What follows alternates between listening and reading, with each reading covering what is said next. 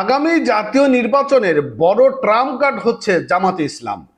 ফেব্রুয়ারি এবং মার্চে অনুষ্ঠিত জাতীয় নির্বাচনে জামাতে ইসলাম যদি নির্বাচনে অংশগ্রহণ করার ব্যাপারে বেঁকে বসে, তাহলে সেই নির্বাচন আদৌ কি অনুষ্ঠিত হতে যাবে? জামাতে ইসলাম নতুন করে একটি হুঁশিয়ারি দিয়ে দিয়েছে। তারা নতুন করে একটি আন্দোলনের ডাকের কর্মসূচিও ইতিমধ্যে দিতে যাচ্ছে।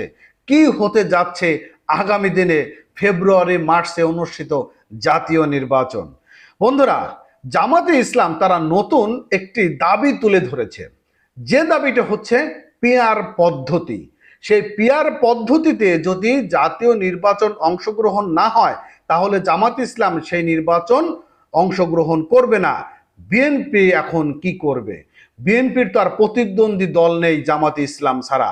কারণ জামাতে ইসলাম যা করবে এনসিপিও তাই করবে, এটি হচ্ছে বর্তমান অবস্থা। তাহলে বিএনপি এখন কি করতে পারে? বিএনপিকে তাহলে পিআর পদ্ধতি দেওয়ার জন্য তারা প্রস্তুত হয়ে যাচ্ছে।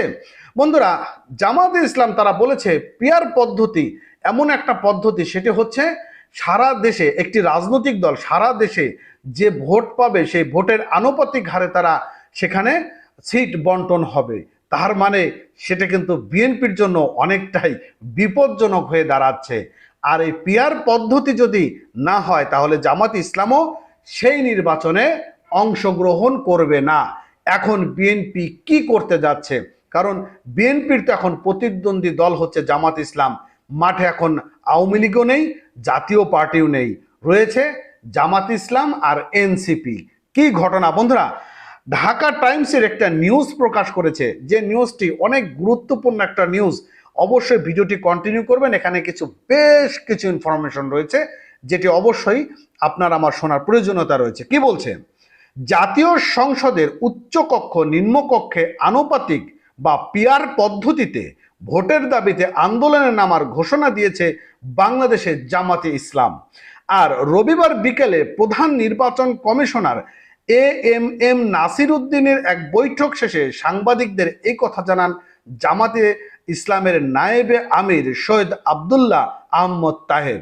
তিনি বলেছেন, সংসদে উচ্চকক্ষে পিআর পদ্ধতিতে ভোটের ব্যাপারে আমরা একমত হয়েছি, কিন্তু আমাদের দাবি হচ্ছে পিআর হতে হবে উচ্চকক্ষ ও নিম্নকক্ষ। সেই ইস্যুতে আমরা আন্দোলন করব, কারণ এটা 54 বছরের নির্বাচনের পদ্ধতিতে আমরা অনেক দেখেছি, এখানে ফেয়ার ইলেকশন কখনোই নিশ্চিত করা যায়নি। পিআর পদ্ধতি হচ্ছে একটি আনুপাতিক নির্বাচন ব্যবস্থা। এই পদ্ধতিতে প্রতিটি দলের সারা দেশের পাওয়া মোট ভোটের অনুপাত হারে আসন বন্টন করা হবে। অর্থাৎ যদি পেয়ার পদ্ধতি হয়, তাহলে জামাত ইসলাম 150-200 মতন সিট পাবে, আপনি নিশ্চিত ধরে রাখেন। আর আগামী ফেব্রুয়ারিতে জাতীয় সংসদ নির্বাচন হবে আশা প্রকাশ করে তাহের বলেন, জামাতে ইসলাম সব ধরনের নির্বাচনের পক্ষে। ফেব্রুয়ারি মাসে যে নির্বাচনের তারিখ ঘোষণা করা হয়েছে, সেই তারিখের ব্যাপারে জামাতে ইসলামের মৌলিক কোনো আপত্তি নেই।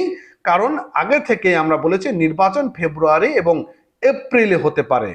আর এই যে এপ্রিল নির্বাচন হোক বা ফেব্রুয়ারিতেই হোক না কেন, যদি পিআর পদ্ধতি চালু না করা হয়, তাহলে জামাত ইসলাম সেই নির্বাচনকে বয়কট করবে। বিএনপি কি করবে এখন? মাঠে তো আওয়ামী লীগ নেই। তো যাই হোক, সর্বশেষ আপডেট আমি আপনাদেরকে জানিয়ে দেবো। ভালো থাকেন, সুস্থ থাকেন। নতুন হলে অবশ্যই চ্যানেলটি সাবস্ক্রাইব করতে ভুলবেন না। তখন সঙ্গে থাকার জন্য ধন্যবাদ।